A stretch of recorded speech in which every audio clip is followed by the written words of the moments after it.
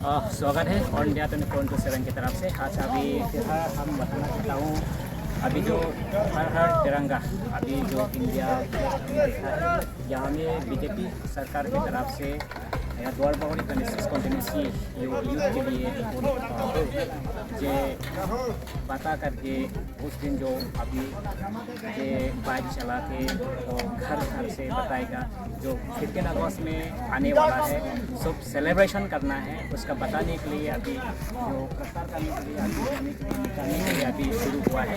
यहाँ में 50-60 समथिंग ऐसा होगा।